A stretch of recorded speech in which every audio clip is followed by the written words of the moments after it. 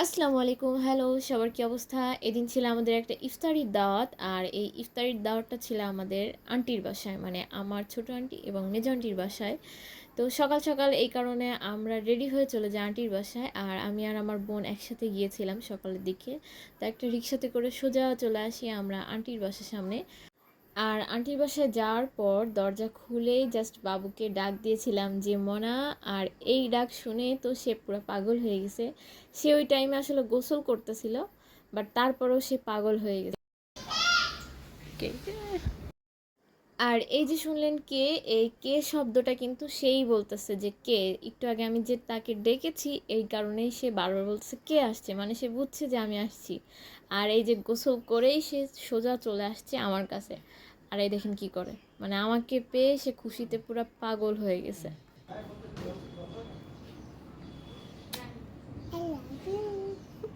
I love you too. তোমাকে অনেক ভালোবাসো। অনেক। তোমার কি আমার অনেক মনে পড়েছে? কষ্ট হয়েছে আমার জন্য যে আমি আসি না কেন, তাই? তা তুমি যাইতে পারো নি কেন? ভয় পাও?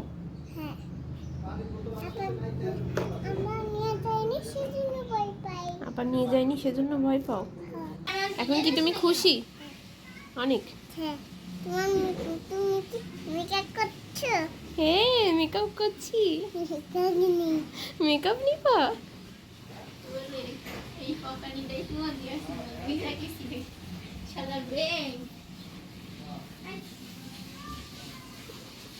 তুমি কি মেকআপ নিচ্ছ?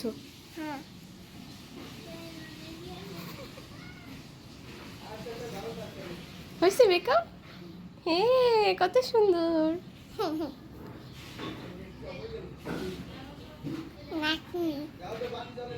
যেহেতু অনেক দিন পর বাবুদের বাসায় আসছি, তাই বাবু তো আমাকে পুরো পাগল হয়ে গেছে। এই কারণে বাবুকে কিছুটা সময় দেওয়ার পরে চলে আসে আন্টিদের কাছে।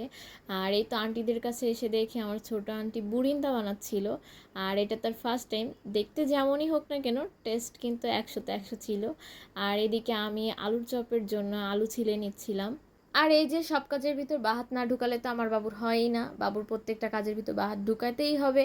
আর এই যে আমি আলুর ভর্তা করতেছিলাম, এর মাঝখানে সে চলে এসে তার বাহাতটা আসলেই ঢুকাই দিছে। মানে সে থাকবেই সব কাজের ভিতরে। তো তাকে কোনো মতে পটেটোটাই সাইডে রেখে আমি আলুর ভর্তাটা করি। আর এখানে আমি দুই টাইপের আলুর ভর্তা করছিলাম, একটা হলো আলুর চপের জন্য আর একটা হলো ডিমের চপের জন্য। এরপর আলুর ভর্তাটাকে আলুর চপের সাইজ অনুযায়ী গোল গোল শেপ করে বানিয়ে নিই, এবং আলুর চপ বানানোর শেষে আমি এরপর ডিমের চপগুলো একে একে বানিয়ে নিই। আর ডিমের চপগুলো একটু লম্বাটে করে বানিয়ে নিই। আলুর চপ আর ডিমের চপগুলো দেখতে কিন্তু মাশাআল্লাহ সুন্দর লাগতেছিল, দেখে মনে হচ্ছিল ভাজার কোনো প্রয়োজন নেই, এমন করেই খেয়ে ফেলি। ইফতার আইটেমে কিন্তু একটা তরমুজও ছিল, মাশাআল্লাহ তরমুজটা অনেক লাল ছিল, কিন্তু দুঃখের বিষয় হলো তরমুজটা একটুও মিষ্টি ছিল না, খুবই বাজে খেতে ছিল। ফ্রুটস আইটেমের ভিতরে ছিল কলা, তরমুজ, পেয়ারা, বাঙ্গি, বড়ই। এদিকে ছোট আন্টি ছোলা সিদ্ধ বসিয়ে দেয় এবং অন্য চুলায় মেজো আন্টি পেঁয়াজু ভাজা শুরু করে দেয়। এরই মাঝখানে আব্বু আর আম্মু চলে আসে। আর আব্বু আসার সময় একটা হালিম নিয়ে আসছিল, যে হালিমটা দেখতে তো অনেক সুন্দর লাগতেছিল আর স্মেলও ভালো আসতেছিল, বাট কেউ একটুও খেতে পারেনি, কারণ হালিমটা খুবই বাজে ছিল। তার কারণ হলো হালিমটা বাসি ছিল, যার কারণে কেউই হালিমটা খেতে পারিনি। ইফতারের আইটেম তৈরি করতে করতে আজানের সময় হয়ে আসে, যার কারণে সব আইটেম রেডি করা হয়নি। আর এছাড়া প্লেটেও জায়গা ছিল না, তো এর কারণে যেটাই পারছি ওইটা নিয়েই আর কি সবাই ইফতারির জন্য বসে পড়ে।